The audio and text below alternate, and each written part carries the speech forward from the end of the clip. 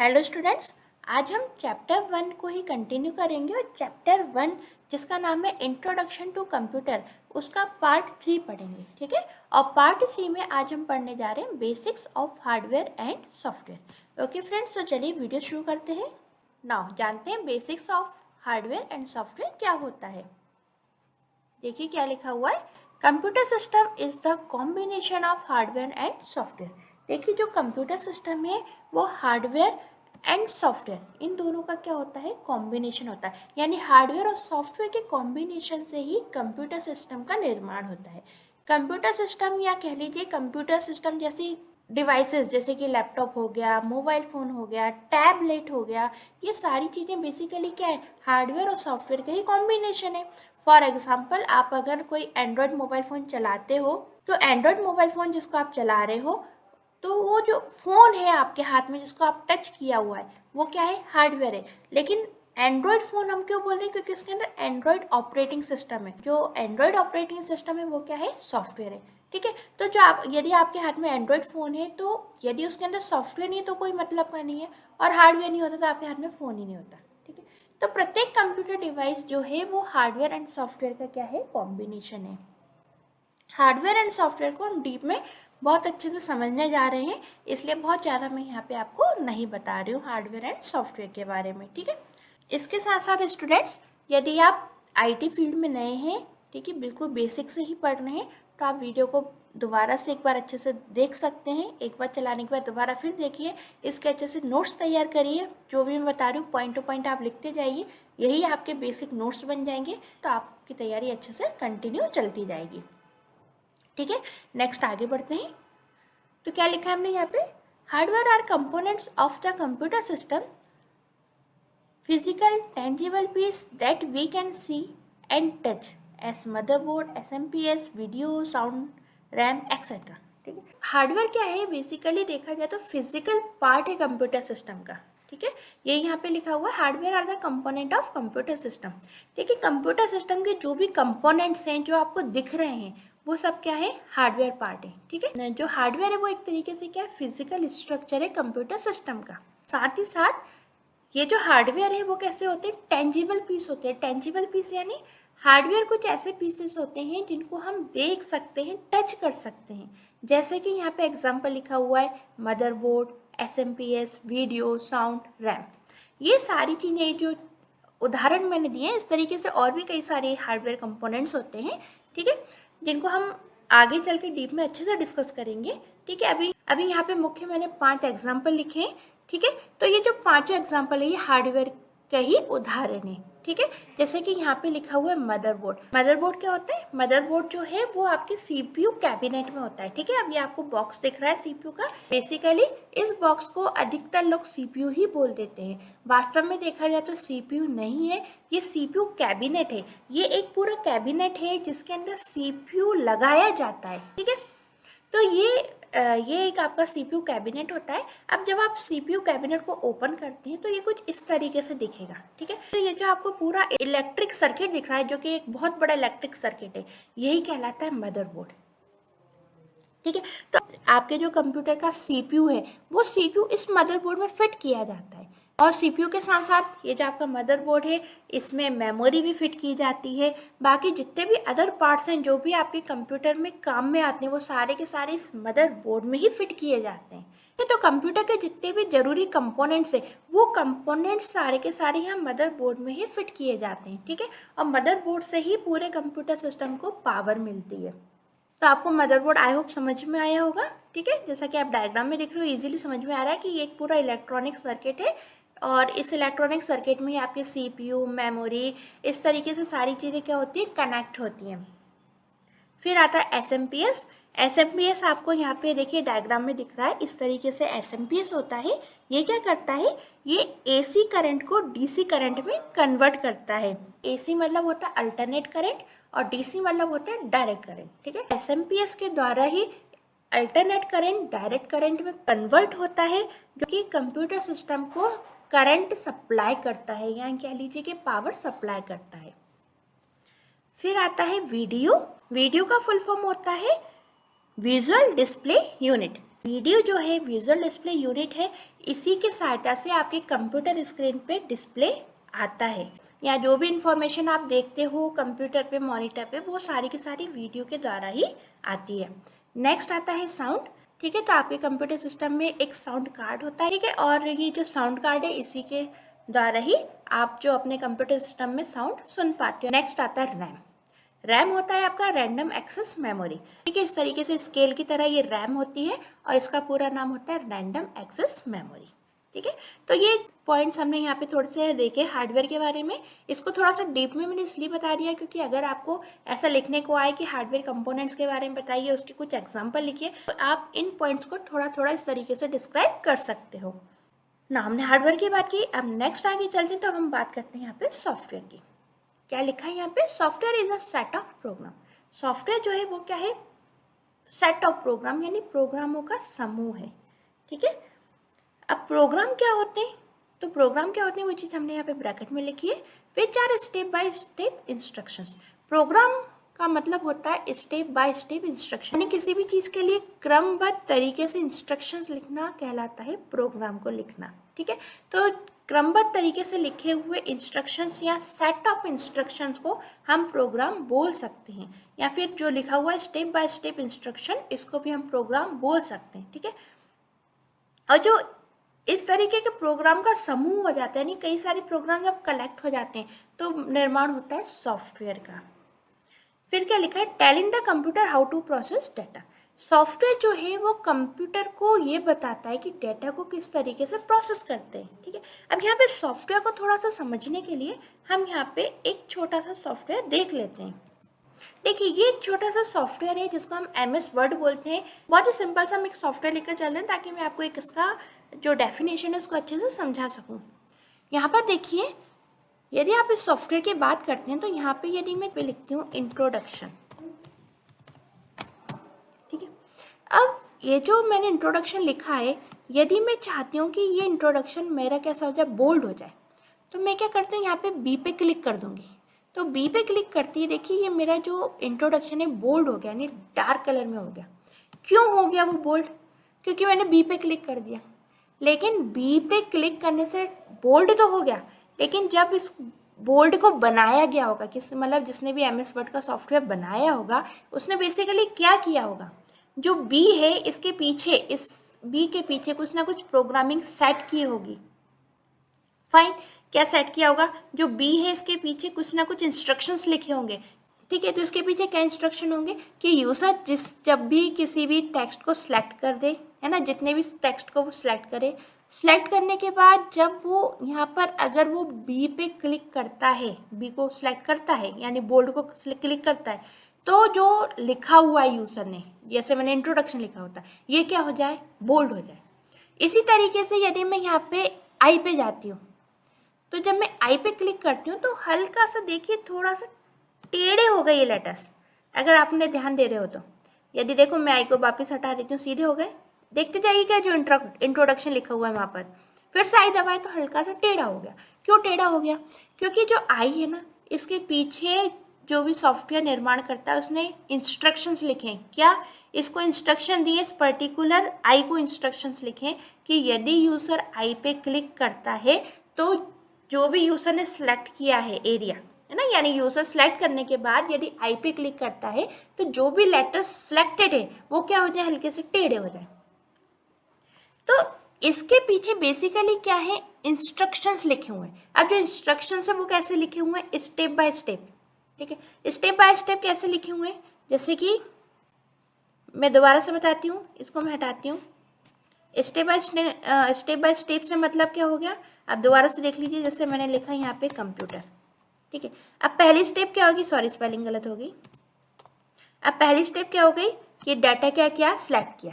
तो जो भी जिसने भी निर्माण करता है सॉफ्टवेयर का, उसने ये चीज़ इंस्ट्रक्शन में सेट की कि यूजर सबसे पहले क्या करेगा, सिलेक्ट करेगा डाटा को। सिलेक्ट करने के बाद अपने कर्सर के द्वारा B पे क्लिक करेगा, या फिर कंट्रोल B इसका एक शॉर्टकट की भी होता है, वो हम बहुत बाद में समझ लेंगे, अभी तो आप बिल्कुल बेसिक जान लीजिए। ठीक है, तो जो भी सॉफ्टवेयर निर्माण करता है उसने लिखा कि यूजर सबसे पहले जो भी लिखा है वट एवर टेक्स्ट उसको क्या करेगा, सिलेक्ट करेगा। सिलेक्ट करने के बाद जैसे ही वो बी पे क्लिक करेगा वैसे ही तुम्हें क्या कर देना है, उतने लेटर्स को या उतने टेक्स्ट को बोल्ड कर देना है। ये पूरे स्टेप बाय स्टेप इसके पीछे, इस बी के पीछे इंस्ट्रक्शंस लिखे गए हैं, तभी ये जो डाटा है वो क्या हो रहा है, या ये जो लिखा हुआ टेक्स्ट वो क्या हो पा रहा है, बोल्ड हो पा रहा है। फाइन। तो बेसिकली कह सकते हैं यहाँ पे बोल्ड जो बी है इसके पीछे बोल्ड की प्रोग्रामिंग सेट की गई है, यानी स्टेप बाय इंस्ट्रक्शन लिखे गए इसके पीछे। तो ये बी के पीछे जो स्टेप बाय स्टेप इंस्ट्रक्शंस लिखे गए हैं उसी को हम क्या बोल रहे हैं, प्रोग्राम बोल रहे हैं। तो इसको आप बोल सकते हो बोल्ड का प्रोग्राम। ओके, इसी प्रकार आई यानी इटैलिक, जिसमें अक्षर टेढ़े हो जाते हैं, इटैलिक का प्रोग्राम लिखा गया होगा। इसी प्रकार यू, मतलब यदि आप इस पर क्लिक करते हो तो अंडरलाइन बन जाती है, इसी प्रकार अंडरलाइन का प्रोग्राम लिखा गया होगा। ठीक है, अब हम और भी आगे बढ़ते हैं। तो यहाँ पे यदि आप आते हो तो देखिए हाईलाइट का ऑप्शन भी आता है, इसको हम डीप में पढ़ेंगे वर्ड को, अभी तो सिर्फ आप बेसिक थोड़ा सा मैं जो बताती जा रही हूँ देखते जाइए। तो जैसे मैंने क्लिक किया वो क्या हो गया, बैकग्राउंड कलर क्या हो गया, येलो हो गया, क्योंकि ये जो पर्टिकुलर इस एरिया के पीछे प्रोग्राम सेट किया गया है कि यूजर जब तुमको क्लिक करे तो तुमको इस तरीके से कलर क्या कर देना है, बैकग्राउंड कलर सेट कर देना है। तो ये जो आपका एरिया है इसके पीछे प्रोग्राम सेट किया गया, यूजर जब तुम पे क्लिक करता है तो जिस भी कलर के टेक्स्ट पे सिलेक्ट करता है उस कलर से तुमको क्या कर देना है, बैकग्राउंड कलर अपना सेट कर देना है, मतलब बैकग्राउंड कलर सेट कर देना है यूजर के लिखे हुए डेटा के ऊपर। ठीक है, तो कंप्यूटर सिस्टम वही कर रहा है। तो इसके पीछे भी प्रोग्राम है, तो डिफरेंट डिफरेंट प्रोग्राम हो गए ना। तो इस तरीके से जितनी भी चीजें दिख रही हैं ये सारी चीजें अपना एक पर्टिकुलर क्या कर रही हैं, काम कर रही हैं। ठीक है, तो प्रत्येक पर्टिकुलर काम को करने के लिए इसके पीछे प्रोग्राम लिखे गए। ठीक है, तो अभी जैसे आपने देख लिया कि बी के लिए प्रोग्राम लिखा है, आई के लिए प्रोग्राम लिखा है, यू के लिए प्रोग्राम लिखा है, और ये जो कलर्स लिखे हुए हैं ए बी के साथ जो लिखे हुए इसके लिए प्रोग्राम लिखा हुआ है। ठीक है, तो प्रोग्राम क्या है, सेट ऑफ इंस्ट्रक्शंस।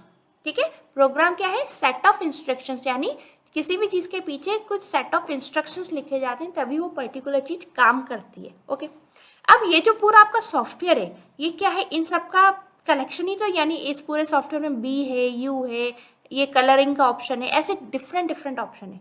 तो ये बेसिकली सॉफ्टवेयर क्या हो गया, प्रोग्राम का कलेक्शन, यानी बी का प्रोग्राम, यू का प्रोग्राम, ए बी कलरिंग का प्रोग्राम, ये प्रोग्राम का कलेक्शन पूरा क्या हो गया, ये MS वर्ड का सॉफ्टवेयर हो गया। ओके, आई थिंक आपको ये चीज़ समझ में आई होगी। कई बच्चों को एकदम सॉफ्टवेयर समझ में नहीं आता और वो एक ही डेफिनेशन बोल देते हैं कि जिनको हम छू नहीं सकते वो सॉफ्टवेयर होते हैं। बात सही है, जिनको हम छू नहीं सकते वो सॉफ्टवेयर होते हैं, बट वास्तव में वो अनटचेबल चीज़ है क्या, तो वो अनटचेबल चीज़ यही है। तो सॉफ्टवेयर की जो एक स्टैंडर्ड डेफिनेशन बनती है वो बनती है, software is a set of program. जो सॉफ्टवेयर है वो प्रोग्रामों का क्या है, समूह है। ठीक है, और प्रोग्राम क्या होते हैं, जो कि स्टेप बाय स्टेप लिखे हुए इंस्ट्रक्शंस क्या होते हैं, प्रोग्राम होते हैं। ठीक है, अब ये जो प्रोग्राम होते हैं या जो इंस्ट्रक्शंस होते हैं वो क्या करते हैं, हमने क्या लिखा है, telling the computer how to process data. यही कंप्यूटर को बताते हैं कि डाटा को किस तरीके से प्रोसेस करना है। ठीक है, जैसे कि अभी हमने एग्जाम्पल देख लिया कि हम जिस भी कलर पे क्लिक करते हैं, तो जब हम कलर पे क्लिक करते हैं तो बेसिकली उसके पीछे सॉफ्टवेयर काम करता है, कंप्यूटर को बताता है कि यदि यूजर ने ग्रीन कलर पे क्लिक करा है तो तुम्हें टेक्स्ट का कलर ग्रीन कर देना है। ठीक है, यदि बोल्ड पे क्लिक करा है तो तुम्हें बोल्ड कर देना है। तो इस तरीके से ये होते हैं आपके सॉफ्टवेयर। आई होप आपको इतना समझ में आया होगा। जो आपका चैप्टर 1 है पूरा इसी से भरा हुआ है। ठीक है, तो बहुत अच्छे से डीप में हम आगे और भी इसको समझते जाएंगे। नाउ अब हार्डवेयर के बारे में थोड़ा और डिस्कस कर लेते हैं। यहाँ पे क्या लिखा हुआ है देखिए, hardware is a generic term use to define any component of a computer system with a physical presence and which can be seen and touched. General भाषा में जितने भी कंप्यूटर सिस्टम के कंपोनेंट हैं जिनको आप टच कर सकते हो, छू सकते हो, वो क्या कहलाते हैं, हार्डवेयर कहलाते हैं। या ये कह लीजिए कि जो जिनका भी फिजिकल प्रेजेंस है, फिजिकल प्रेजेंस यानी जिनका भी फिजिकली अस्तित्व है कंप्यूटर सिस्टम को कंप्लीट करने में, वो सारी चीज़ें क्या है, हार्डवेयर है। ठीक है, जैसे कि अभी हमने एग्जाम्पल देखे थे बैक में, हमने एग्जाम्पल देखे थे motherboard, SMPS, video, sound, RAM, ये क्या है, ये सब हार्डवेयर कंपोनेंट्स है और इनका क्या एक फिजिकल एक्सिस्टेंस है, यानी ये फिजिकली होना जरूरी है कंप्यूटर सिस्टम में। तो हार्डवेयर सिस्टम वो होते हैं जिनको आप देख सकते हो, टच कर सकते हो, या ये देख सकते हो, टच कर सकते हो, या कह लीजिए कि जिनका एक फिजिकल एक्सिस्टेंस है। ठीक है, जो फिजिकल लेवल पे मौजूद है आपके पास, वो क्या है, हार्डवेयर है। नेक्स्ट आगे बढ़ते हैं, क्या लिखा हुआ है, hardware is a physical part of a computer and the software that provide instruction for the hardware to accomplish task. Hardware क्या है? फिजिकल पार्ट होता है कंप्यूटर सिस्टम का। अब कोई भी फिजिकल पार्ट है वो अपने आप तो काम करेगा नहीं, ठीक है। तो फिजिकल पार्ट को काम करवाने के लिए सॉफ्टवेयर के द्वारा ही निर्देश दिए जाते हैं। जैसे फॉर एग्जांपल आपके हाथ में मोबाइल फ़ोन है, एंड्रॉयड मोबाइल फ़ोन है, ठीक है। अब मान लीजिए आपके इस एंड्रॉयड मोबाइल फ़ोन के अंदर ऑपरेटिंग सिस्टम ही नहीं है, तो आपका ये एंड्रॉयड मोबाइल फ़ोन है वो एक तरीके से क्या है, सिर्फ एक ढांचा ही तो है, यानी खेलने के काम में आ सकता है, खिलौना एक तरीके का, क्योंकि इसमें आप कुछ काम नहीं कर सकते, सिर्फ आपके दिखने का है। हार्डवेयर आप मान लीजिए जैसे कि आप मोबाइल खरीदने जाते हैं ना, तो डमी के रूप में रखे रहते हैं, वो हार्डवेयर पीस होते हैं, वो चलते नहीं, सब दिखे रहते हैं डमी के रूप में, तो वो क्या है? हार्डवेयर है, ठीक है, जिनका सिर्फ आपको ढांचा दिख रहा है, उनके अंदर सॉफ्टवेयर नहीं है। अब उनका कोई एक्सिस्टेंस नहीं है, सिर्फ आप उसको देख सकते हो कि भाई आपका जो मोबाइल फ़ोन है वो किस तरीके से दिखेगा, आप जो भी खरीदे हुए, ठीक है, लेकिन उसको आप चलाओगे नहीं डमी साइड को, क्योंकि वो उसके अंदर ऑपरेटिंग सिस्टम ही नहीं है, क्योंकि अगर उसके अंदर एंड्रॉयड ऑपरेटिंग सिस्टम ही नहीं है, सिर्फ दिखने ही दिखने का है, तो आप उस फ़ोन का करोगे क्या, ठीक है, सिर्फ दिखावे के लिए वो वाला फ़ोन। तो इस तरीके से जो हार्डवेयर है वो क्या होता है? एक फिजिकल पार्ट होता है, यानी फिजिकल आर्किटेक्चर होता है किसी भी सिस्टम का, और जो सॉफ्टवेयर उसके अंदर मौजूद होता है वो सॉफ्टवेयर क्या करता है? बेसिकली इंस्ट्रक्शंस देता है उस हार्डवेयर को कि हार्डवेयर को किस तरीके से कार्य को परफॉर्म करना है। जैसे फॉर एग्जाम्पल कीबोर्ड देख लीजिए। अब कीबोर्ड क्या है? एक फिजिकल पार्ट है हार्डवेयर का। अब जब आप इस कीबोर्ड से सपोज ए प्रेस करते हो, तो जो ए है वो आपकी कंप्यूटर स्क्रीन पे प्रिंट होके आ रहा है, ठीक है। तब जो आप ए प्रेस करोगे वो स्क्रीन पे कैसे प्रिंट होके आ रहा है? तो उसके लिए किसकी आवश्यकता है? सॉफ्टवेयर की, यानी हार्डवेयर से काम करवाने के लिए सॉफ्टवेयर की आवश्यकता होती है, क्योंकि सॉफ्टवेयर ही क्या करते हैं? निर्देश देते हैं कि यूजर ने जो कमांड दी है उसको तुम्हें इस तरीके से पालन करना है, तो कंप्यूटर उस कमांड को उसी तरीके से, जैसे सॉफ्टवेयर निर्देश देता है ना, उसी तरीके से क्या करता है? पालन करता है, ठीक है। जैसे आपने ए प्रेस किया, वैसे ही क्या काम करने लगता है? एक सॉफ्टवेयर जो कि कंप्यूटर को निर्देश देता है कि यूजर ने कीबोर्ड के द्वारा ए को प्रेस करा है, तो तुम्हें आउटपुट स्क्रीन पे ए को क्या करना है? शो करना है, ठीक है। या मोबाइल फ़ोन पे भी आप कोई नंबर टाइप करते हो, तो आप तो नंबर टाइप करते चले जाते हो और वो नंबर आपकी स्क्रीन पे दिखते जाते हैं। बेसिकली आपके मोबाइल फ़ोन में भी एक सॉफ्टवेयर है जो कि क्या कर रहा है? आप जो भी चीज़ टच कर रहे हो, जो भी नंबर को टच कर रहे हो, उन नंबर्स को क्या कर रहा है? आपकी स्क्रीन पर शो करवा रहा है। कौन? सॉफ्टवेयर, ठीक है। आप तो हार्डवेयर के द्वारा काम करवा रहे हो, लेकिन आप हार्डवेयर के द्वारा काम लेते हो और हार्डवेयर क्या करता है? सॉफ्टवेयर के द्वारा ही कार्य को परफॉर्म करता है। नेक्स्ट पॉइंट देखते हैं। Hardware component are often categorised as being input, output, storage and processing. मुख्यतः जो हार्डवेयर की कंपोनेंट है, यानी जो भी कंप्यूटर का फिजिकल पार्ट है, उसको हमने 4 भागों में बांट रखा है, सारे फिजिकल पार्ट्स को, ठीक है। तो पहला पार्ट है इनपुट, दूसरा है आउटपुट, तीसरा स्टोरेज और चौथा है प्रोसेसिंग। यानी हार्डवेयर के कंपोनेंट्स को मुख्य हमने 4 भागों में बांट दिया, इनपुट, आउटपुट, स्टोरेज और प्रोसेसिंग, ठीक है। इनपुट यानी आप जो भी कमांड सिस्टम को दे रहे हो वो क्या है? इनपुट है, ठीक है। आउटपुट क्या है? जो भी चीज़ आप सिस्टम से ले रहे हो, है ना। जैसे फॉर एग्जांपल आप मूवी देख रहे हो या आप मेरी वीडियो देख रहे हो, तो मेरा वीडियो आप स्क्रीन पे देख रहे हो, तो ये क्या है? आउटपुट है, ठीक है। तो आपकी जो मॉनिटर है या आपकी जो भी स्क्रीन है जिस पे भी आप मेरा वीडियो देख रहे हो, ये क्या है? आपके सामने आउटपुट है। थर्ड क्या है? स्टोरेज है। स्टोरेज यानी कंप्यूटर के सिस्टम के अंदर मेमोरी होती है जिसके अंदर सारा डाटा क्या हो जाता है? स्टोर हो जाता है। और चौथा क्या है? प्रोसेसिंग है। देखिए जो भी डाटा स्टोर होगा सिस्टम के अंदर वो प्रोसेस होगा, ठीक है। तो बेसिकली देखा जाए तो इसका आर्किटेक्चर ऐसा होता है कि इनपुट, पहले यूजर क्या करता है? सिस्टम को इनपुट देता है, ठीक है। तो जो भी यूजर कंप्यूटर को इनपुट दे रहा है, यानी कंप्यूटर पे कोई टाइप कर रहा है या जो भी कर रहा है, एक्स वाई जेड जो भी आप वर्क कर रहे हो। यहाँ एक उदाहरण ले लीजिए कैलकुलेटर का। तो कैलकुलेटर पे सपोज आपने लिखा 5+3 का, है ना। कैलकुलेटर पे आपने टाइप किया या बटन प्रेस किए 5+3, तो 5+3 जो भी आपने प्रेस किया वो क्या थे? इनपुट थे, ठीक है। अब ये जो इनपुट हैं वो कहाँ गए? वो चले गए यहाँ पे मेमोरी में, स्टोरेज में, ठीक है। तो 5+3 कैलकुलेटर की बेसिकली देखा जाए तो मेमोरी में जाके क्या हो गया? स्टोर हो गया। अब 5+3 स्टोर होने के बाद क्या हुआ? प्रोसेस हुआ। मीन्स 5+3 कंप्यूटर, यहाँ कैलकुलेटर जो हम बात कर रहे हैं, कैलकुलेटर भी क्या एक तरीके से मान लीजिए छोटी सी कंप्यूटिंग डिवाइस ही है ना। तो 5+3 जो है वो प्रोसेस हुआ मेमोरी के अंदर, ठीक है। यहाँ पे तो स्टोर हुआ था, स्टोर होने के बाद क्या हुआ, प्रोसेस हुआ, यानी जो कैलकुलेटर है उसने क्या किया, 5+3 को प्रोसेस किया, यानी 5+3 को कैलकुलेट किया और आंसर निकाला 8, ठीक है। और 8 आंसर निकालने के बाद आउटपुट के रूप में, यानी जो कैलकुलेटर की स्क्रीन है उसमें आपको आउटपुट के रूप में उसने 8 क्या कर दिया, बता दिया आउटपुट के रूप में। इसी तरीके से जो हमने कैलकुलेटर का एक छोटा सा उदाहरण लिया, इसी तरीके से आपका कंप्यूटर सिस्टम वर्क करता है। ये यूजर से इनपुट लेता है, यूजर से लिए हुए इनपुट को मेमोरी के अंदर स्टोर करता है, फिर मेमोरी में स्टोर हो जाने के बाद डाटा क्या होता है, प्रोसेस होता है, और प्रोसेस होके वो जो डाटा है वो एक तरीके से इंफॉर्मेशन के रूप में कन्वर्ट हो जाता है, यानी जो भी डाटा प्रोसेस हो जाता है ना, वो आपको इंफॉर्मेशन के रूप में कन्वर्ट होकर आउटपुट में मिलता है, यानी जो फाइनल रिजल्ट है, जो आपको आउटपुट दिख रहा है, वो बेसिकली इंफॉर्मेशन कहलाती है, ठीक है। आगे बढ़ते हैं।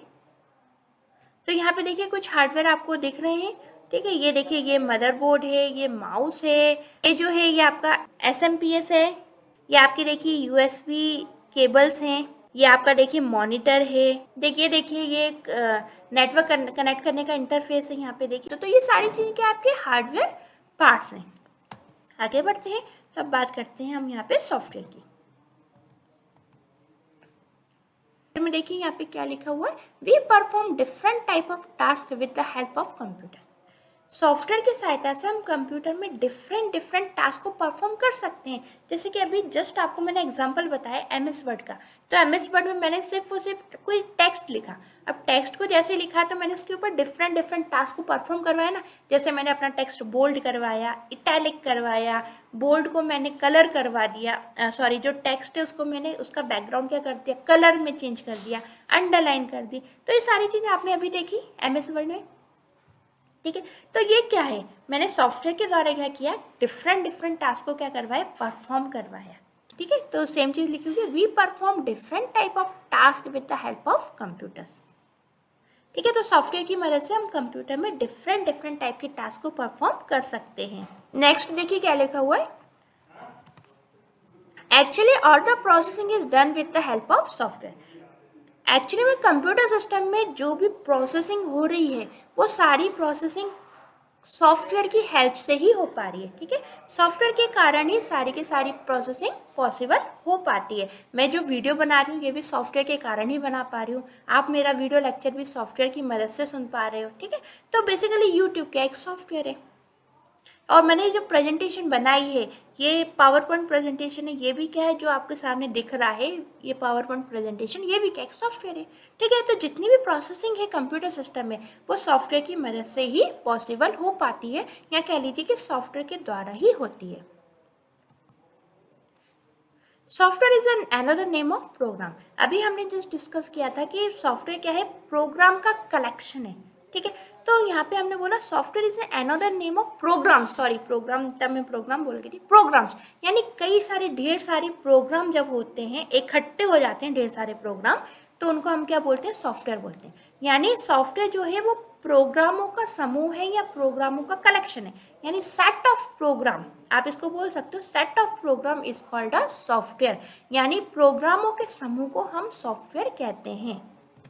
आगे बढ़ते हैं, तो वही बात यहाँ पे फिर से लिखी हुई है, वही बात लिखी हुई है, software is a collection of programs written for the purpose, ठीक है। वही बात यहाँ पे लिखी हुई है जिसको थोड़ा सा आगे बढ़ाया है मैंने यहाँ पे, कि सॉफ्टवेयर क्या है, कलेक्शन ऑफ प्रोग्राम, प्रोग्रामों का कलेक्शन है, रिटन फॉर द पर्पस, जो किसी ना किसी पर्पस से लिखे गए हैं, ठीक है। जैसे मैंने अभी आपको MS वर्ड का उदाहरण यहाँ पे बता ही दिया था कि प्रत्येक प्रोग्राम का कोई पर्पस है ना। जैसे बोल्ड है तो बोल्ड को मैं क्लिक करती हूँ तो बोल्ड हो जाता है, तो बोल्ड का जो प्रोग्राम लिखा है उसका कोई ना कोई पर्पस है ना, कि भाई डाटा जो है वो क्या हो जाए, बोल्ड हो जाए, ठीक है। कलर पे क्लिक किया तो कलर हो गया।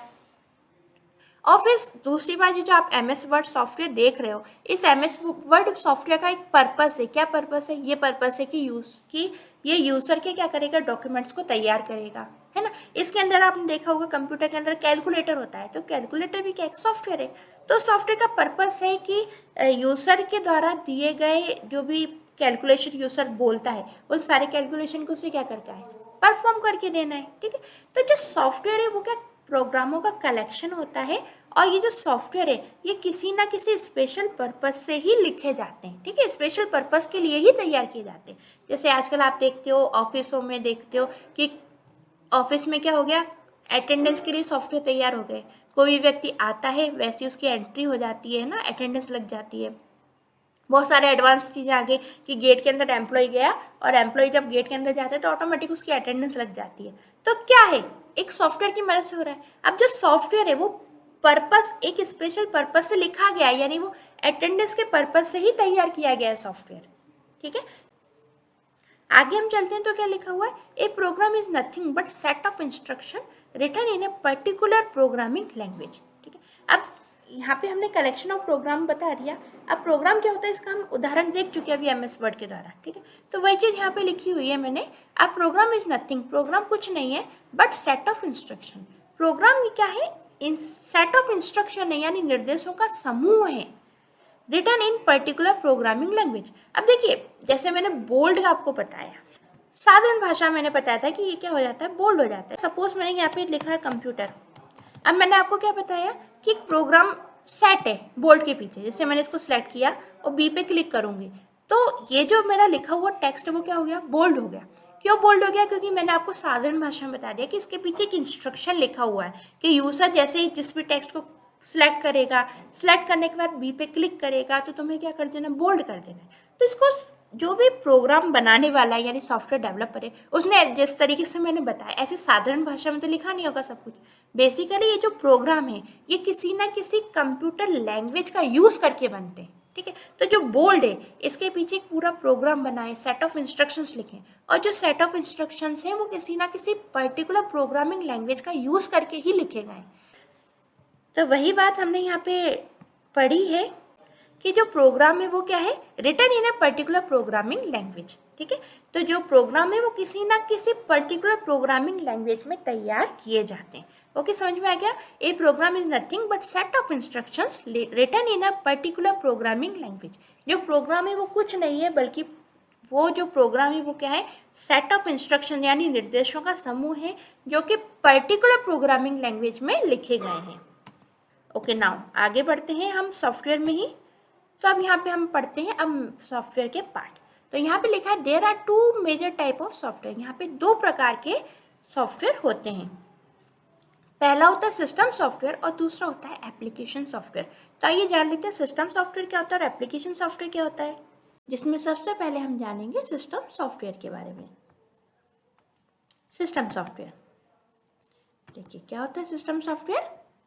देखिए क्या लिखा हुआ है, system software is responsible for controlling, integrating and managing the individual hardware components of a computer system।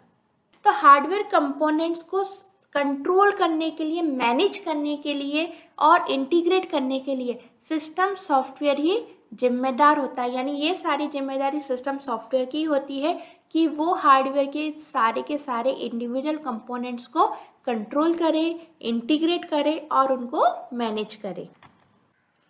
फिर देखिए आगे क्या लिखा हुआ है, you know that an program is a set of instruction that has to be fed to the computer for operation of computer system as a whole, ठीक है। अब आप जानते हैं कि जो प्रोग्राम है वो क्या होता है, प्रोग्राम सेट ऑफ इंस्ट्रक्शन होता है, यानी प्रोग्राम निर्देशों का समूह होता है। ये आप समझ गए। मैंने एक छोटा सा एग्जांपल आपको जस्ट पहले ही बताया हुआ है। MS वर्ड में जो लेटर लिखा है इसको बोल्ड करके दिखाया तो बताया था आपको एग्जांपल कि इसके पीछे बोल्ड का प्रोग्राम सेट है, अभी जस्ट बताया था, ठीक है।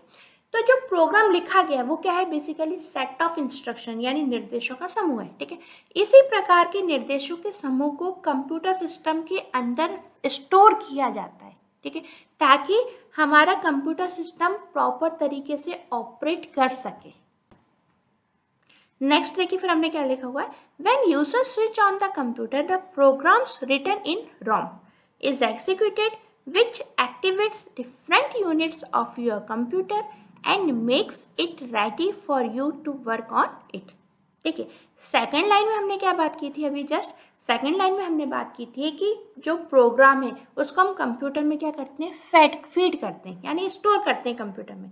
अब वो कंप्यूटर में हम कहाँ पर स्टोर करते हैं, कहाँ पर फीड करते हैं, तो वो चीज़ हम फीड करते हैं, जो भी प्रोग्राम है सिस्टम सॉफ्टवेयर का जो प्रोग्राम है उसको हम रोम में यानी रीड ओनली मेमोरी के अंदर स्टोर करते हैं। ठीक है, अब ये रीड ओनली मेमोरी कैसे वर्क करती है, तो ये वाली पूरी बातें हमने इस पूरे सेंटेंस में लिखी हुई है स्टार्टिंग से। ठीक है, तो जो भी हम प्रोग्राम लिखते हैं सिस्टम सॉफ्टवेयर का वो कैसे काम करता है, तो वही चीज़ हमने यहाँ पे लिखी हुई है।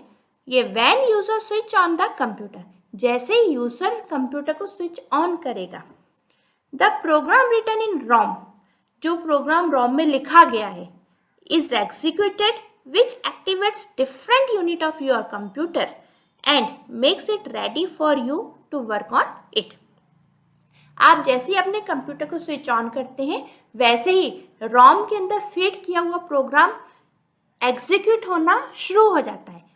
फिर वो एग्जीक्यूट होकर क्या करता है, कंप्यूटर सिस्टम के डिफरेंट पार्ट्स को एक्टिवेट करता है और एक्टिवेट करने के बाद उनको यूज करने के लायक बनाता है। जैसे फॉर एग्जांपल आपने देखा होगा, जैसे ही आप कंप्यूटर सिस्टम ऑन करते हैं यानी सीपीयू का बटन पुश करते हैं, है ना, एक तो मेन स्विच होता है, आपने मेन स्विच से तो ऑन कर लिया कंप्यूटर सिस्टम। अब आप जैसे सीपीयू का बटन पुश करते हैं तो आपने देखा होगा कंप्यूटर सिस्टम का माउस है या कंप्यूटर सिस्टम का जो कीबोर्ड है वहाँ पे लाइट जलने लगती है। यानी आपका कंप्यूटर सिस्टम जैसे ऑन होता है वैसे क्या होता है, कंप्यूटर सिस्टम के अंदर एक रोम मेमोरी होती है और रोम मेमोरी क्या करती है, उसके अंदर लिखे हुए प्रोग्राम को एग्जीक्यूट करती है। और एग्जीक्यूट के दौरान वो सबसे पहले क्या करती है, जितने भी कंप्यूटर सिस्टम के डिफरेंट हार्डवेयर्स हैं, जो भी कंप्यूटर सिस्टम से कनेक्टेड है, उन सबको क्या कर देती है, सबसे पहले एक्टिवेट करती है और एक्टिवेट करने के बाद वो सारे के सारे सिस्टम वर्क करने के लायक उनको बनाती है। फिर आगे बढ़ते हैं, देखिए क्या लिखा हुआ है, this set of program can be called system software. ठीक है, तो जो भी सेट ऑफ प्रोग्राम यानी जो प्रोग्रामों का समूह रोम मेमोरी के अंदर स्टोर है, ठीक है, रोम मेमोरी के अंदर जो भी प्रोग्रामों का समूह स्टोर है उसी को हम क्या बोलते हैं, सिस्टम सॉफ्टवेयर बोलते हैं, या उसी को हम सिस्टम सॉफ्टवेयर बोल सकते हैं। ठीक है, तो आई होप आपको सिस्टम सॉफ्टवेयर समझ में आया होगा। ठीक है, चलिए जो भी बात हमने पढ़ी इसको एक छोटे से सारांश के रूप में बता देती हूँ मैं आपको। ठीक है, ताकि आपको फटाफट सिस्टम सॉफ्टवेयर याद हो जाए। ठीक है, तो आपका जो कंप्यूटर सिस्टम है उसमें होती है एक रोम मेमोरी। रोम मेमोरी के अंदर कुछ प्रोग्रामों के समूह को स्टोर किया जाता है, यानी सेट ऑफ प्रोग्राम को स्टोर किया जाता है, और यही जो सेट ऑफ प्रोग्राम है जो रोम के अंदर स्टोर किए जाते हैं यही कहलाता है सिस्टम सॉफ्टवेयर। ठीक है, तो सिस्टम सॉफ्टवेयर को रोम मेमोरी में क्या कर दिया जाता है, स्टोर कर दिया जाता है। जैसे ही आप अपने कंप्यूटर का स्विच ऑन करते हैं तो रोम मेमोरी के अंदर जो भी प्रोग्राम लिखा गया है, जो भी सॉफ्टवेयर के अंदर जो भी डिफरेंट टाइप के प्रोग्राम लिखे गए वो सारे के सारे प्रोग्राम एग्जीक्यूट होना शुरू होते हैं, और एग्जीक्यूट होके वो क्या करते हैं, जितने भी हार्डवेयर कंपोनेंट्स हैं उन सारे कंपोनेंट्स को क्या करते हैं, एक्टिवेट करते हैं। फिर पूरे जब तक कंप्यूटर चलता रहता है उस दौरान ये जो भी प्रोसेस है पूरी फॉलो होती है, जो हमने फर्स्ट लाइन में पढ़ी थी। ठीक है, कि जो सिस्टम सॉफ्टवेयर है वो एक्टिवेट होकर क्या करता है, सिस्टम सॉफ्टवेयर ये रिस्पॉन्सिबल होता है कंट्रोलिंग करने के, integrating and managing the individual hardware component of a computer system.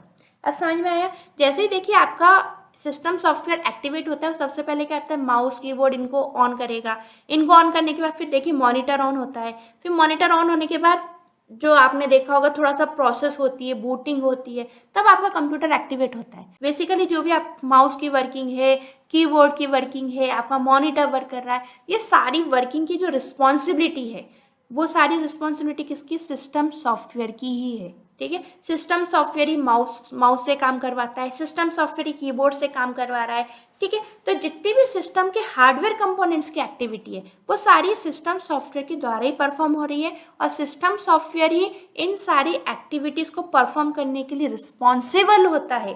ठीक है, जितने भी हार्डवेयर कंपोनेंट्स इनको कंट्रोल करने के लिए सिस्टम सॉफ्टवेयर ही रिस्पॉन्सिबल होता है इनको कंट्रोल करने के लिए। साथ ही साथ में इंटीग्रेट यानी कंप्यूटर सिस्टम में आपने कीबोर्ड भी लगा दिया, माउस भी लगा दिया, स्पीकर भी लगा दिया, तो इतने सारे कंपोनेंट्स को एक साथ कौन चला पा रहा है, सिस्टम सॉफ्टवेयर ही चला पा रहा है। Okay, so I hope system software आपको समझ में आया होगा।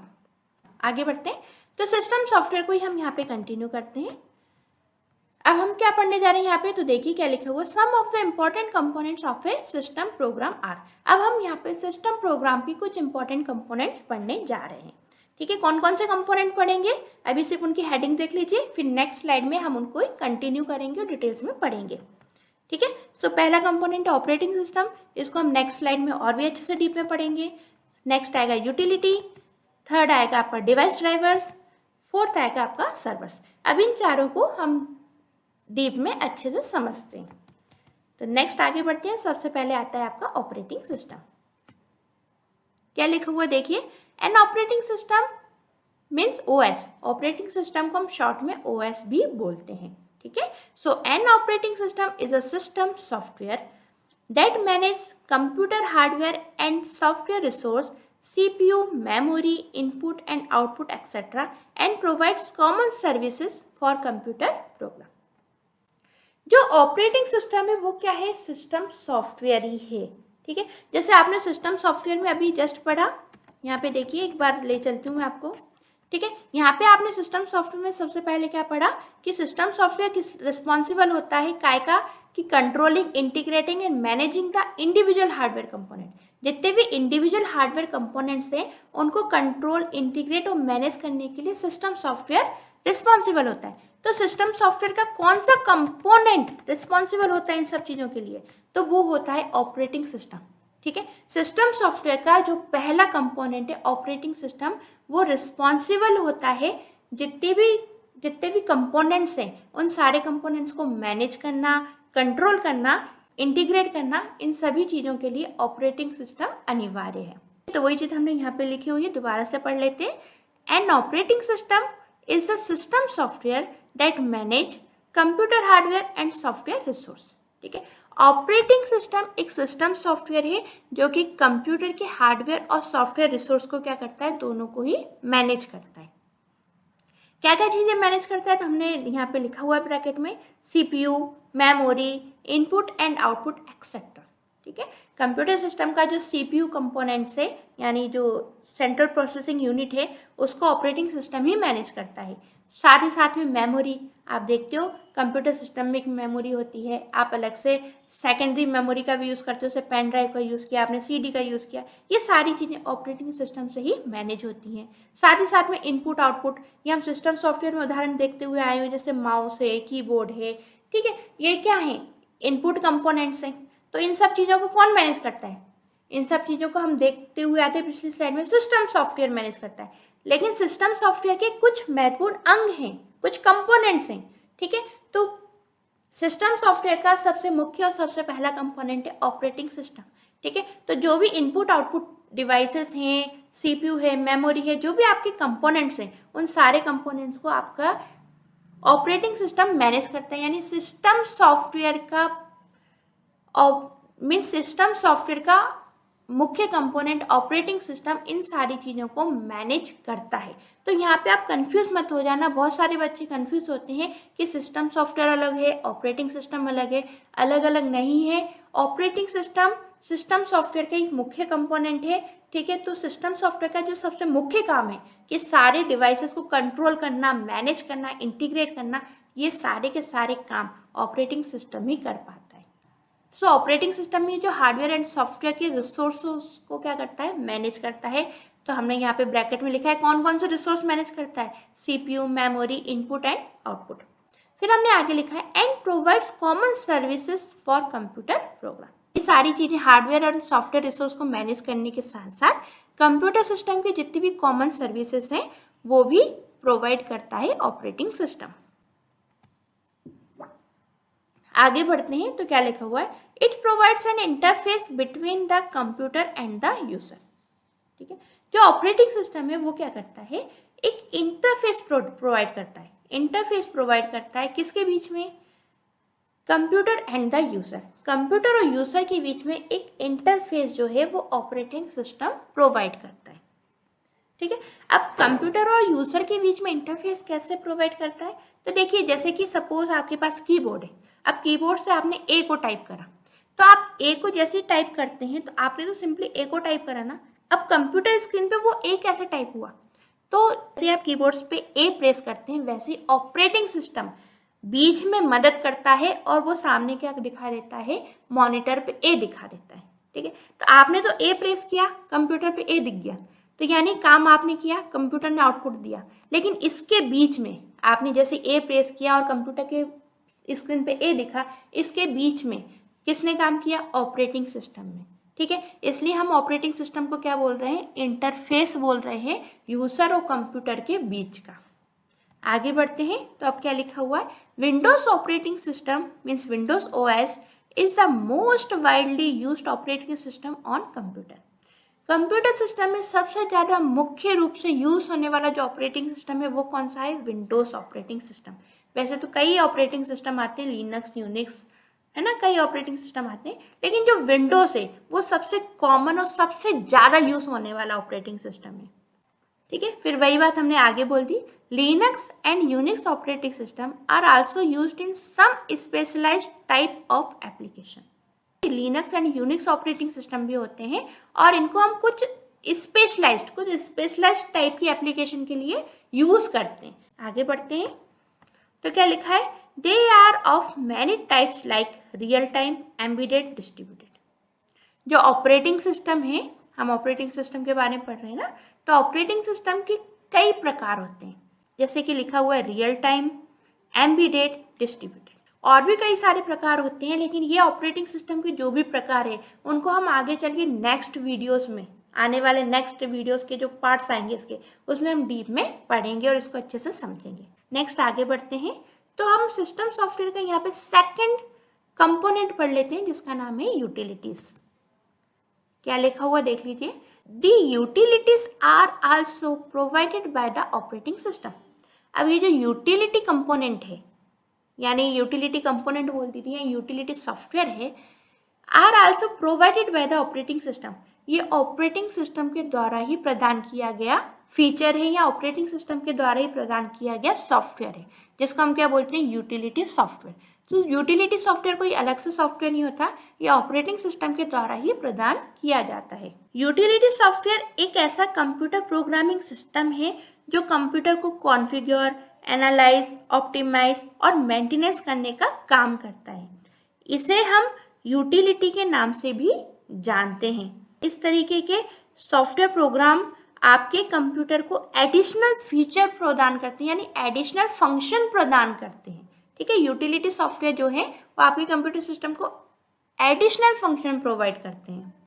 ठीक है, तो एडिशनल फंक्शन कैसे प्रदान करते हैं, तो आइए देखते हैं। नेक्स्ट लाइन में हमें यहाँ पे सब लिखा हुआ है, utilities are use to enhance the computer resource. ठीक है, आगे ना एनहेंस मतलब बढ़ाना, द कंप्यूटर रिसोर्स, यानी कंप्यूटर रिसोर्स को क्या करता है? एनहेंस करता है और बढ़ाता है कंप्यूटर रिसोर्सेस को। ओके, स्टार्टिंग से पढ़ लेते हैं इस लाइन को, utilities are use to enhance the computer resources like the utility disk defragmenter locates and remove undesirable file fragments and reorganize disk space and file to improve computer operations। ठीक है, utility software जो है वो क्या करता है? आपके computer के जो रिसोर्स है उनको और ज़्यादा एनहेंस करता है, यानी आपके कंप्यूटर की कुछ विशेष फंक्शंस को और बढ़ा देता है। कैसे बढ़ा देता है? तो हमने लिखा है ना, like the utility disk defragmenter. Disk defragmenter क्या होता है? डिस्क फ्रैगमेंटेशन जो फीचर है वो क्या करता है? कंप्यूटर सिस्टम की मेमोरी में जो फाइलें अव्यवस्थित तरीके से स्टोर हैं उनको क्या करता है? व्यवस्थित तरीके से स्टोर कर देता है। तो जब फाइलें व्यवस्थित तरीके से स्टोर हो जाएंगी तो उससे क्या होगा? मेमोरी में स्पेस ज़्यादा मिल जाएगी हमको, मेमोरी जो हमारी प्रॉपर तरीके से खाली हो जाएगी, मेमोरी में जो कार्य है वो प्रॉपर तरीके से होने लग जाएगा, सही तरीके से होने लग जाएगा। जैसे फॉर एग्जांपल हमारा घर है, घर में यदि सामान अस्त व्यस्त पड़ा है तो हमको काम करने में दिक्कत आती है, टाइम ज़्यादा लगता है, और वही सारी चीज़ें व्यवस्थित हैं तो हम फटाफट काम कर लेते हैं। ऐसे कंप्यूटर सिस्टम में भी फाइलें अनमैनेज हो जाती हैं, ठीक है, अव्यवस्थित हो जाती हैं, तो उनको व्यवस्थित करने के लिए डिस्क डिफ्रैगमेंटेशन फंक्शन का यूज किया जाता है। नाउ नेक्स्ट आगे बढ़ते हैं, तो अब हम बात कर लेते हैं यहाँ पे डिवाइस ड्राइवर की। ये आपके सिस्टम सॉफ्टवेयर का तीसरा मुख्य कंपोनेंट है। यहाँ पे लिखा है हमने, this are specialized program which allow other input and output devices to communicate with the rest of the computer system. तो ये जो आपके ड्राइवर सॉफ्टवेयर है ये क्या होते हैं, स्पेशल प्रोग्राम होते हैं। स्पेशल इसलिए कि देखिए प्रिंटर है तो प्रिंटर के लिए अलग ड्राइवर सॉफ्टवेयर होगा। यदि आप कुछ और कनेक्ट करना चाहते हैं, आप कोई और स्पीकर कनेक्ट करना चाहते हैं, कोई अन्य कंपोनेंट कनेक्ट करना चाहते हैं, तो सबके अपने अपने इस अलग अलग स्पेशल ड्राइवर सॉफ्टवेयर होते हैं, ठीक है। और उन्हीं स्पेशल ड्राइवर सॉफ्टवेयर के द्वारा वो विभिन्न अलग अलग कंपोनेंट्स क्या होते हैं, वर्क करते हैं। आगे बढ़ते हैं, तब बात कर लेते हैं यहाँ पे सर्वर्स की। क्या लिखा हुआ है, this required to run different program as per the request received from the different user. Server component की क्यों आवश्यकता है? सर्वर कंपोनेंट की आवश्यकता इसलिए है क्योंकि हमने क्या लिखा है, this required to run different program as per the request received from the different user. देखिए सर्वर कंप्यूटर की इसलिए आवश्यकता होती है, जब मान लीजिए आपके ऑफिस में 10 कंप्यूटर है, अब 10 कंप्यूटर के लिए आप 10 प्रिंटर तो लेकर नहीं आओगे। प्रिंटर कौन सा लेकर आओगे, एक ही लेकर आओगे। और जो प्रिंटर लेकर आओगे उसको आप किसी एक सिस्टम से कनेक्ट कर दोगे, ठीक है। अब एक ही सिस्टम से कनेक्ट हो गया, यानी जिस भी सिस्टम से प्रिंटर कनेक्ट हुआ वो क्या हो गया, हमारा मान लीजिए मेन कंप्यूटर हो गया। अब जितने भी कंप्यूटर हैं, अन्य 9 कंप्यूटर हैं, यदि उनको प्रिंट देना है तो वो क्या करेंगे, जो मेन कंप्यूटर से प्रिंटर कनेक्ट है उसी कंप्यूटर के द्वारा ही प्रिंट दे देंगे, ठीक है। यानी उसी कंप्यूटर के द्वारा प्रिंट अपना एक्सेस कर सकते हैं। अब देखिए 9 कंप्यूटर हैं, अब 9 हो सकता है जितने भी 9 कंप्यूटर उनमें अलग अलग प्रकार के प्रोग्राम चलते हों, अलग अलग कंपनी के वो कंप्यूटर हों। तो जो मेन कंप्यूटर है वो क्या करेगा, भाई जो 9 कंप्यूटर है जहाँ से प्रिंट कमांड आ रही है तो वो ऐसा मना थोड़ी ना करेगा कि तुम्हारा प्रिंट मैं नहीं लूँगा। कंप्यूटर वही अच्छा है, वही भला है जो कि अन्य कंप्यूटरों से की कमांड को क्या कर ले, एक्सेस कर ले, ठीक है, उनको एक्सेप्ट कर ले और उन कंप्यूटर का वर्क कर दे। तभी तो हमारा एक ही प्रिंटर होने का फायदा है, ठीक है। तो सर्वर कंप्यूटर, तो सर्वर कंपोनेंट क्यों जरूरी है, सर्वर कंपोनेंट इसलिए जरूरी है क्योंकि वो क्या कर सके, जितने भी डिफरेंट प्रकार के जो प्रोग्राम है या डिफरेंट प्रकार की जो रिक्वेस्ट आ रही हैं उन सबको वो क्या कर सके, एक्सेस कर सके। इसलिए जो सॉफ्टवेयर होता है, सिस्टम सॉफ्टवेयर, उसमें सर्वर कंपोनेंट का फीचर ऐड किया गया है। उस फीचर से क्या होता है कि हमारा कंप्यूटर सिस्टम डिफरेंट प्रकार के प्रोग्राम को एक्सेस करने के लायक बन जाता है, डिफरेंट प्रकार की रिक्वेस्ट, डिफरेंट प्रकार की कमांड्स, है ना, डिफरेंट तरीके की चीज़ों को एक्सेप्ट करने के लायक बन जाता है और उन सारी डिफरेंट प्रकार की चीज़ों को एक्सेप्ट करके उनके कार्य को परफॉर्म करता है ना। अब हम बात कर लेते हैं यहाँ पे एप्लीकेशन सॉफ्टवेयर की। एप्लीकेशन सॉफ्टवेयर क्या होता है, आइए पढ़ लेते हैं। Application software are the software which are specially designed for the users. Application software ऐसे सॉफ्टवेयर होते हैं जो कि किस लिए डिजाइन किए जाते हैं, फॉर द यूजर्स। देखिए अभी तक हम जो सिस्टम सॉफ्टवेयर पढ़ रहे थे वो सिस्टम सॉफ्टवेयर डिजाइन किए जाते हैं सिस्टम के लिए, ताकि सिस्टम हमारा प्रॉपर वर्क कर सके। अब बात आती है एप्लीकेशन सॉफ्टवेयर, तो एप्लीकेशन सॉफ्टवेयर डिजाइन किए जाते हैं यूजर के लिए। वही बात हमने यहाँ पे लिखी हुई है, application software are the software which are specially design for the user, ये यूजर के लिए बनते हैं। इनको हमने ब्रैकेट में क्या लिखा है, are also called end user program. जो एप्लीकेशन सॉफ्टवेयर है इनको हम एंड यूजर प्रोग्राम भी बोलते हैं। क्या लिखा हुआ इसमें आगे देखिए, include such things as database program, word processor, web browsers and spreadsheet.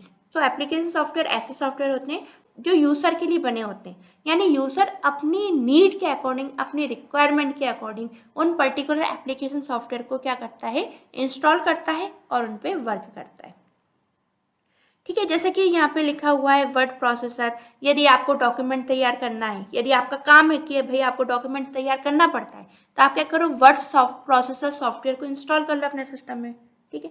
अब ये सॉफ्टवेयर ऐसे होते हैं, आपकी जरूरत है तो आप इसको इंस्टॉल करो और आपको जरूरत नहीं है तो इनको इंस्टॉल मत करो। मतलब इनके बिना भी कंप्यूटर सिस्टम प्रॉपर वर्क करेगा, है ना, इनका होना आवश्यक नहीं है। आवश्यक किसका होना है, सिस्टम सॉफ्टवेयर का, कंप्यूटर चलाने के लिए। और ये जो एप्लीकेशन सॉफ्टवेयर यानी वर्ड प्रोसेसर जैसे सॉफ्टवेयर हो गए, इनकी आवश्यकता है यूजर की नीड के अकॉर्डिंग। यदि आपको डॉक्यूमेंटेशन तैयार करना है तो आप वर्ड प्रोसेसर सॉफ्टवेयर को इंस्टॉल कर लो। जैसे फॉर सीधा सा एग्जाम्पल है, आप एंड्रॉइड मोबाइल फोन तो सभी चलाते होंगे, यदि आपको किसी से चैटिंग करना है तो आप व्हाट्सएप एप्लीकेशन को इंस्टॉल कर लो। यदि आप व्हाट्सएप एप्लीकेशन इंस्टॉल नहीं करते हो अपने सिस्टम में तो उससे आपके मोबाइल पे कोई फर्क थोड़ी ना पड़ रहा है, आपका मोबाइल तो फिर भी काम करेगा। लेकिन अगर इसके अंदर सिस्टम सॉफ्टवेयर यानी एंड्रॉइड ही ऑपरेटिंग सिस्टम नहीं है तो फिर ये काम नहीं करेगा। ठीक है, तो अनिवार्यता किसकी है? ऐप सिस्टम सॉफ्टवेयर की। और उपयोगिता यानी आपको जो जो चीजें यूज में लाना है, उपयोगिता, वो किसकी है? एप्लीकेशन सॉफ्टवेयर की। ठीक है, तो अपने यूजर अपनी नीड के अकॉर्डिंग एप्लीकेशन सॉफ्टवेयर पे को इंस्टॉल करता है और उस पर वर्क करता है। ठीक है, सो एप्लीकेशन सॉफ्टवेयर स्पेशली यूजर के लिए ही बनते हैं। ओके, सो आगे चलते हैं, क्या लिखा हुआ है हमने यहाँ पे लिखा है बेसिक एप्लीकेशंस। अब यहाँ पे बेसिक एप्लीकेशंस क्या होती हैं उनकी बात कर लेते हैं।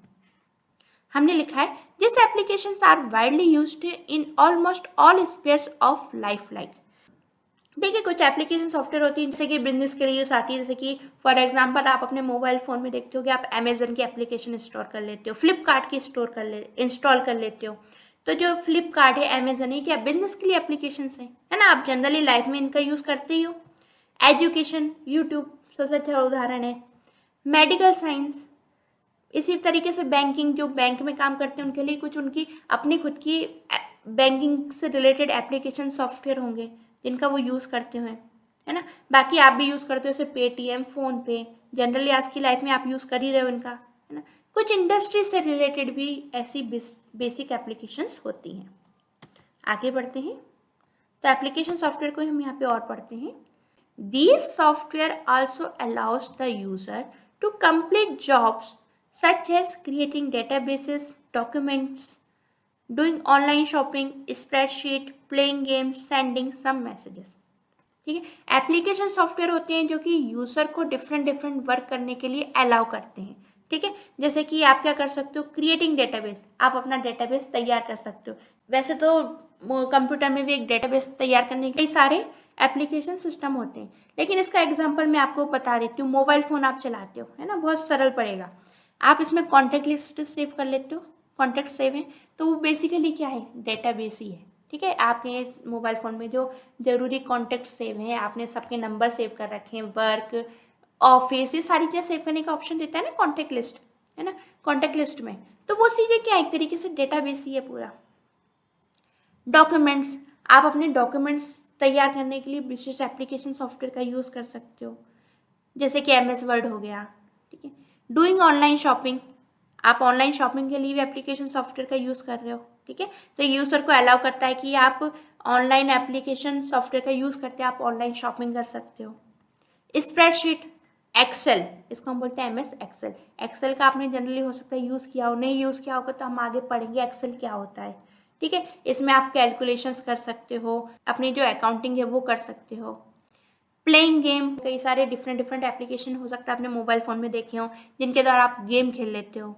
सेंडिंग सम मैसेजेस, आप मैसेज को सेंड करने के लिए भी कुछ एप्लीकेशन सॉफ्टवेयर का यूज़ करते हो। ठीक है, जैसे फेसबुक हो गया, फेसबुक मैसेंजर हो गया, व्हाट्सएप हो गया। ठीक है, तो यही चीज़ें होती हैं एप्लीकेशन सॉफ्टवेयर। ठीक है, तो यही चीज़ें हमने यहाँ पे लिखा हुआ है, this software also allow the user to complete job. ठीक है, ये कुछ एप्लीकेशन सॉफ्टवेयर है जो यूज़र को अपने वर्क को करने के लिए, यानी अपने काम को कंप्लीट करने के लिए अलाउ करती हैं। ठीक है, तो क्या क्या काम करना है यूज़र को अपना डेटाबेस बनाना है तो उसके पास एप्लीकेशन सॉफ्टवेयर है डेटाबेस बनाने के लिए, है ना? डॉक्यूमेंट्स बनाने के लिए एप्लीकेशन सॉफ्टवेयर है, ऑनलाइन शॉपिंग के लिए एप्लीकेशन सॉफ्टवेयर है, एंड सो ऑन। आगे बढ़ते हैं, कुछ एग्जाम्पल्स लिखे हुए हैं, जैसे लिखा हुआ a web browser is application software specially design to locate, retrieve and display content found on the internet. ठीक है, जैसे इसका एक बहुत ही अच्छा एग्जाम्पल है वेब ब्राउजर, जैसे गूगल क्रोम।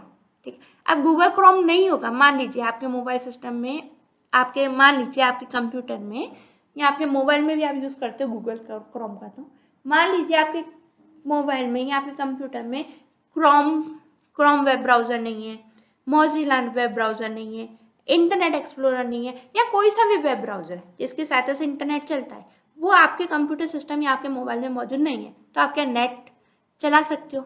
यानी कि आप इंटरनेट पे कोई चीज़ फाउंड कर सकते हो इनके बिना? नहीं कर सकते ना। तो ये चीज़ें क्या है, आपकी आवश्यकता के अनुसार, यानी आपको इंटरनेट चलाना है तो आपको ये वेब ब्राउज़र की एप्लीकेशन को इंस्टॉल करना होगा, चाहे फिर वो आपका कंप्यूटर हो या फिर आपका मोबाइल हो। ओके, तो आगे बढ़ते हैं।